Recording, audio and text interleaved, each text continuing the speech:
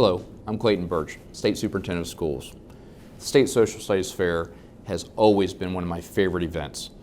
For quite some time, I've enjoyed coming, seeing the displays, listening to the presentations, and this year, being virtual, it's no exception. I know we're getting back and getting closer to some type of normality, but what each and every one of you have been able to do this year is quite impressive. The Social Studies Fair has allowed students the ability to show off their creativity, to be inventive, to interpret cultural, social, and political landscapes, and really just think critically and use those problem-solving skills. I'm so proud of each of you of what you've been able to do and continue moving forward to be at this point. The State Social Studies Fair represents the best we have in the state of West Virginia. It's not been easy. We understand that many of you have struggled and some of you have had to go virtual, remote, and this school year has just not been easy. But there is light at the end of the tunnel. We're looking at coming back in the fall, more normality, regular schedules, and trying to get back to those things that we appreciate. But you know, I think we need to take some time to really thank those that have supported each and every one of you. I talk all the time about one caring adult, and I'll bet for you to get here, you had more than just one caring adult behind you. The teachers, the parents, the community members, all that have supported you, I just want to applaud, and I hope you do also. It's been amazing what our parents and teachers and service personnel have had to do during this year to make sure they continue supporting you in whatever you need. As we turn the corner in our state, I just want to continue to stress, strive for your dreams. Do not let the pandemic be an excuse for you not moving forward.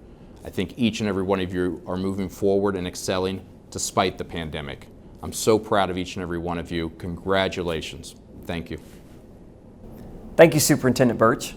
My name is Dustin Lambert, and I serve as the Social Studies Coordinator here at the West Virginia Department of Education in the Office of Middle and Secondary Services. Tonight, I'll serve as the host of the 2021 West Virginia Social Studies Fair Award Celebration.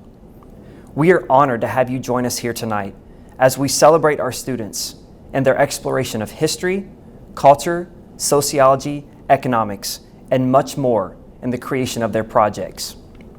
The 2021 West Virginia State Social Studies Fair is an opportunity to showcase some of the brightest minds here in our Mountain State.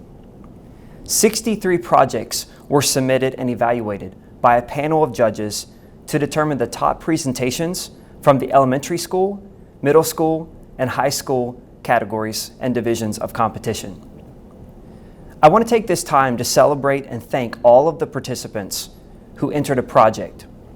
57 schools from 26 different counties were represented to vie for the top prize.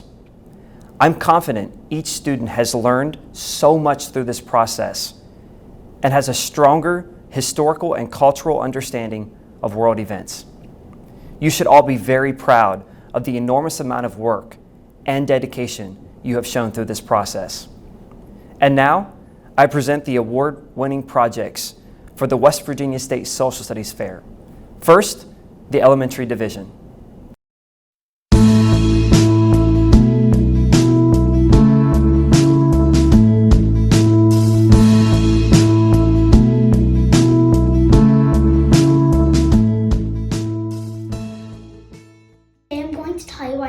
Built the Colosseum. Legend says that Rome was founded in 753 BC by Romulus. Rome was a republic until Caesar came to power, the first emperor, someone who ruled Rome for life. Emperor Vespasian began the Colosseum's construction, but Emperor Titus completed it. It was built between 72 and 80 AD.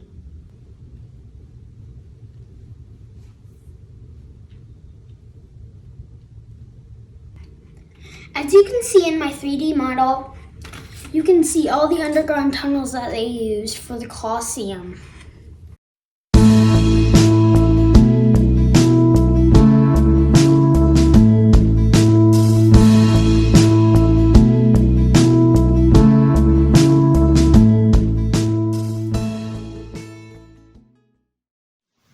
Brick by brick. You've probably seen one of these. It's a Lego brick. They inspire hours of creativity and imagination. You've probably built anything from cars to castles to dinosaurs or even entire cities. You've probably stepped on one a time or two. But did you know one of the world's largest toy companies had a humble beginning? It all started in 1916 in Billund, Denmark. A man named Ole Kirk Christensen bought a woodworking shop and made houses and wooden furniture. He started to use his carpentry skills to reinvent himself, to make small, cheap wooden items such as children's toys. He made yo-yos, pull-along animals, and building blocks. After a third fire, Lego decided to only focus on plastic toys. This was a great success and one of the best decisions that the Lego company has ever made. The company is now worth $8 billion and is privately held by Ole Kirk's grandson, Kjell Kirk Christensen. The company is named Toy of the Century, beating out Barbie and the teddy bear.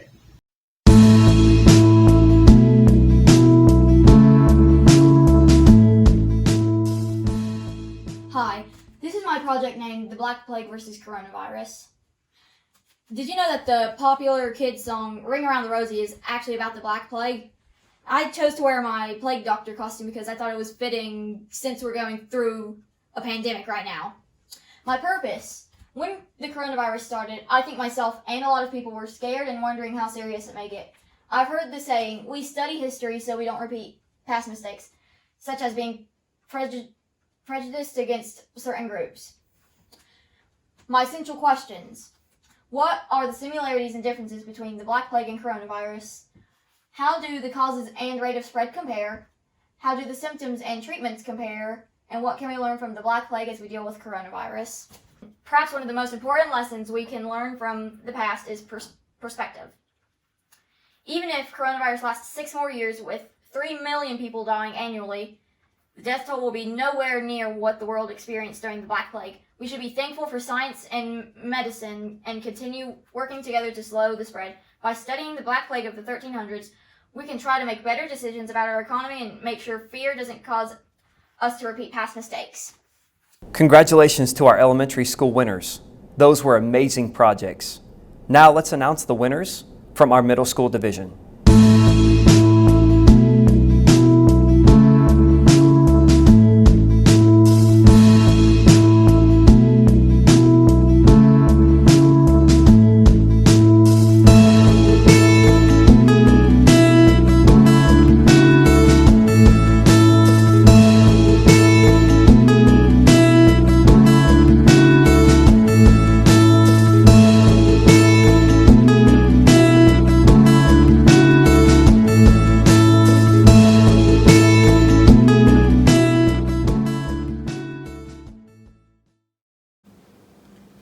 The purpose of this project is to learn how canning started, its methods, and how it has influenced the food industry.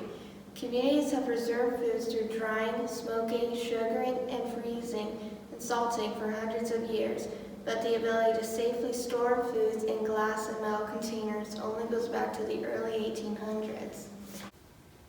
Nicholas Appert found a method for preserving foods by heating. He needed to cook in open kettles, place the food in glass jars, making sure to let as much air out as possible, carefully seal the jars with corks wired in place, and submerge them in boiling water. Appert believed that air caused spoilage, so he chose glass canisters because of this. Glass is a material least invaded by air. This spread quickly to other countries. Canned foods last longer, can be transported easily, and the process of boiling kills bacteria. Canning is the most convenient and safe way to feed the world.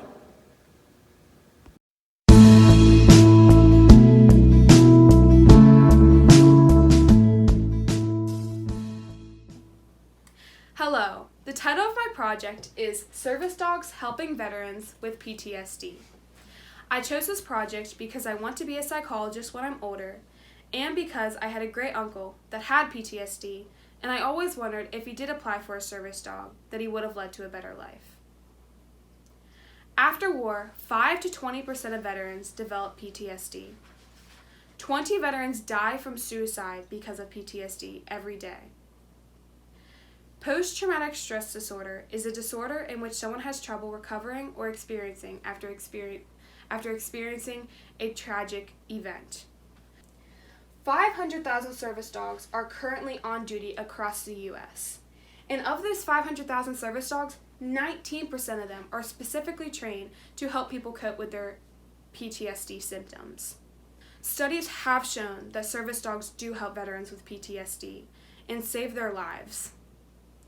So fortunately, the Veterans Administration has started a study if service dogs do help veterans with PTSD.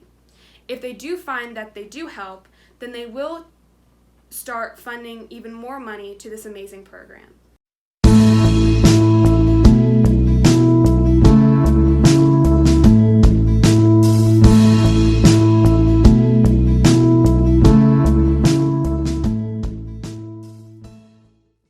We lost my 96-year-old great-grandfather 2 years ago. He was a decorated World War II veteran, hardworking coal miner, volunteer at his church, and an all-around great role model.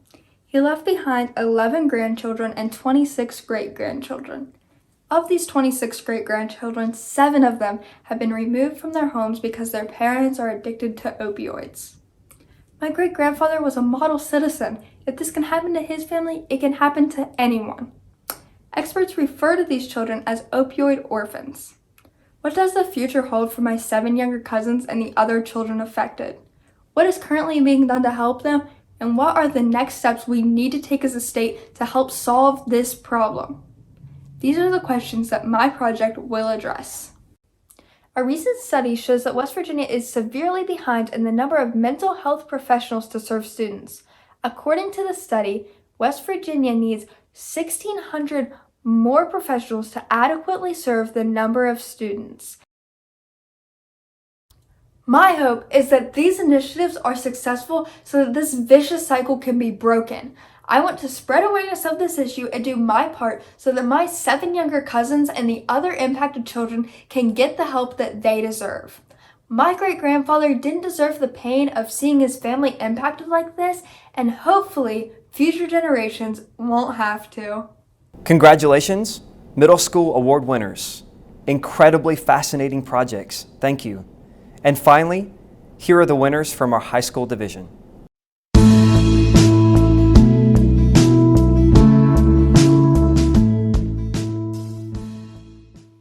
Hello, today I will be talking about the economic benefits of national parks in the United States.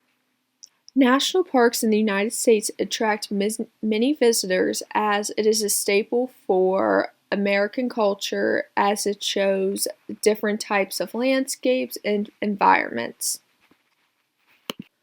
First, it is important to recognize the history of national parks and what ignited its formation. And what basically started this was John Muir advocating for a national park to be formed now where it is the Yosemite area. And in 2018, the amount earned by these parks was around $20 billion, and in turn, this contributed $40 billion to the economy.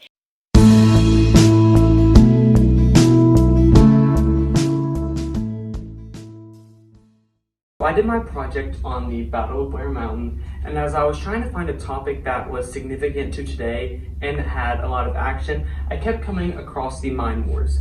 But I wanted to dig deeper and get more specific, so I went to the Battle of Blair Mountain, and I wanted to show the causes, the effects, the significance, the relevancy today, and the major figures. It was the largest labor uprising in United States history. It was the largest armed conflict on the United States soil since the American Civil War, and it was the only time the United States military has ever fired on its own citizens.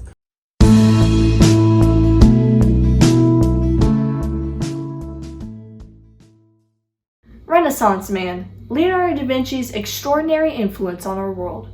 In 1452 AD, the legend himself, Leonardo da Vinci, was born. Who was Leonardo da Vinci, you ask?